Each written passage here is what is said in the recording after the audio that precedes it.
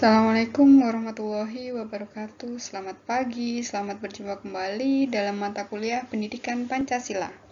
Semoga kalian semua dalam kondisi semangat dan sehat sehingga dapat mengikuti perkuliahan ini dengan baik ya. Amin. Pada pertemuan kali ini, kita akan membahas bagaimana Pancasila dalam arus sejarah bangsa Indonesia. Mahasiswa akan diajak untuk memahami arus sejarah bangsa Indonesia terkait dengan sejarah perumusan Pancasila.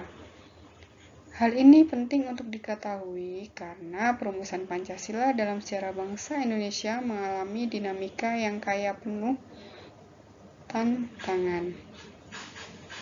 Mahasiswa akan diajak untuk menelusuri tentang sejarah perumusan Pancasila. Penelusuran ini penting agar Anda mengetahui dan memahami proses terbentuknya Pancasila sebagai dasar negara. Tujuannya adalah agar Anda dapat menjelaskan proses perumusan Pancasila sehingga terhindar dari anggapan bahwa Pancasila merupakan produk rezim Orde Baru. Setelah mempelajari pokok bahasan ini, diharapkan Anda dapat menguasai kompetensi sebagai berikut.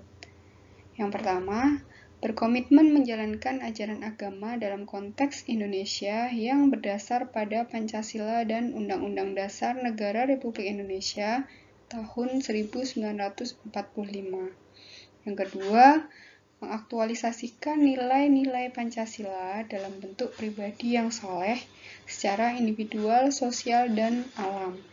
Serta yang ketiga, memahami, menganalisis, mempresentasikan dinamika Pancasila secara historis dan merefleksikan fungsi dan kedudukan penting Pancasila dalam perkembangan Indonesia mendatang.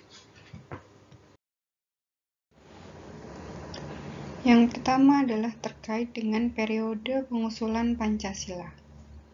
Jauh sebelum periode pengusulan Pancasila, cikal bakal munculnya ideologi bangsa itu diawali dengan lahirnya rasa nasionalisme yang menjadi pembuka ke pintu gerbang kemerdekaan bangsa Indonesia.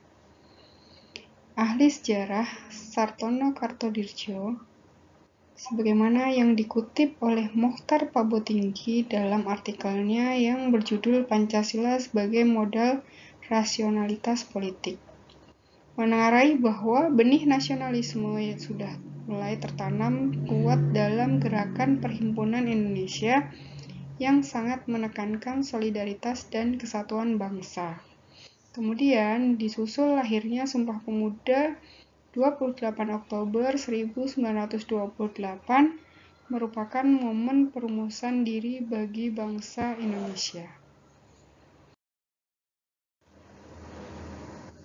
Pada sidang pertama BPUPKI yang dilaksanakan dari tanggal 29 Mei sampai dengan 1 Juni 1945, tampil berturut-turut untuk berpidato menyampaikan usulannya tentang dasar negara. Pada tanggal 29 Mei 1945, Mr. Muhammad Yamin mengusulkan calon rumusan dasar negara Indonesia sebagai berikut. Yang pertama adalah peri kebangsaan, yang kedua peri kemanusiaan, yang ketiga peri ketuhanan, yang keempat peri kerakyatan, dan yang kelima adalah kesejahteraan rakyat. Selanjutnya, Profesor Dr. Supomo pada tanggal 30 Mei 1945 mengemukakan teori-teori negara, yaitu yang pertama, teori negara perseorangan atau individualis, yang kedua, paham negara kelas, dan yang ketiga, paham negara integralistik.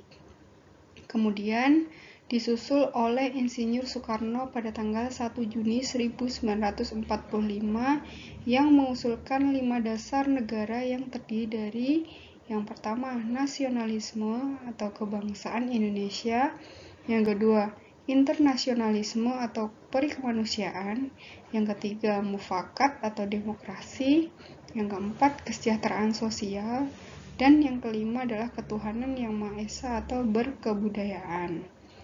Tokoh tersebut menyampaikan usulan tentang dasar negara menurut pandangannya masing-masing.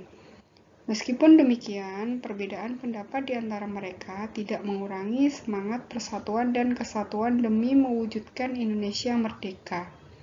Sikap toleransi yang berkembang di kalangan para pendiri negara seperti inilah yang seharusnya perlu diwariskan kepada generasi berikutnya, termasuk kita.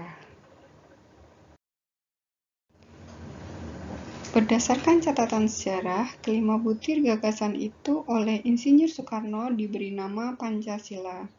Selanjutnya, Insinyur Soekarno juga mengusulkan jika seandainya peserta sidang tidak menyukai angka 5, maka ia menawarkan angka 3, yaitu Trisila yang terdiri atas 1. Sosionasionalisme, 2. Sosiodemokrasi, dan 3. Ketuhanan yang Maha Esa.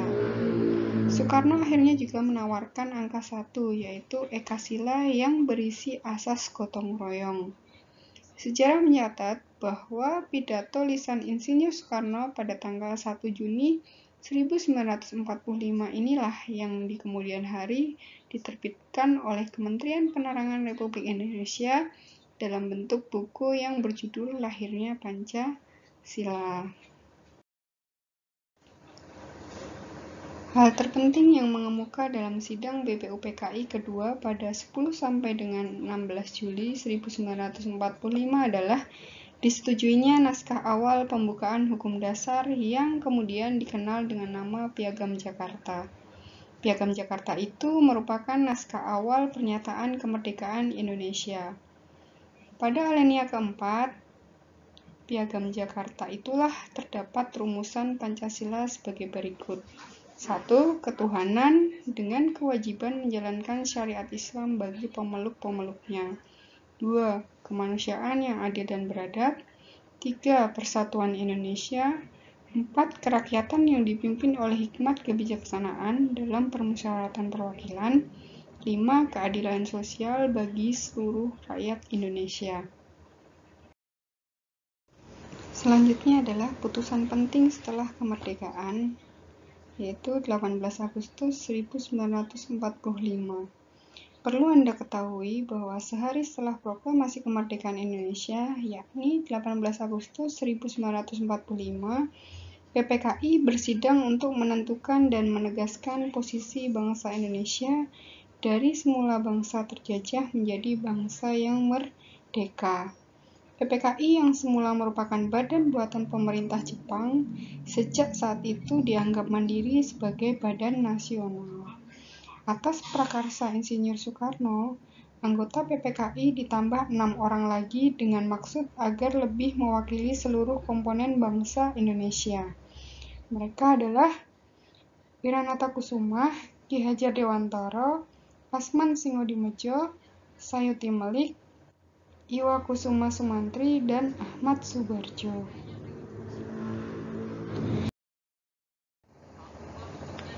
Putusan-putusan penting yang dihasilkan mencakup hal-hal berikut pada sidang PPKI tersebut adalah 1.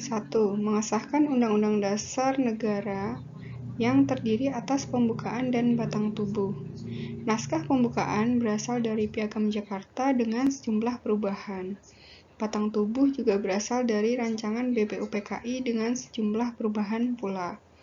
Kedua, memilih presiden dan wakil presiden yang pertama, yaitu Soekarno dan Hatta.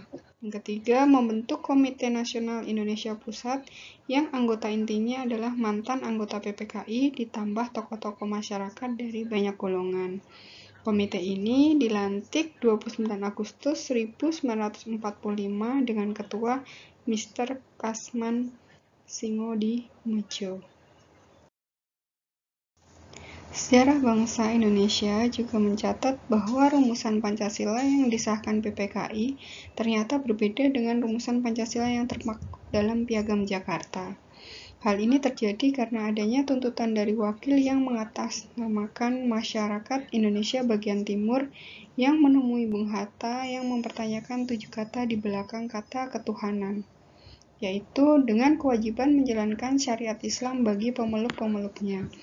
Tuntutan ini ditanggapi secara arif oleh para pendiri negara sehingga terjadi perubahan yang disepakati, yaitu dihapusnya 7 kata yang dianggap menjadi hambatan di kemudian hari dan diganti dengan istilah Yang Maha Esa.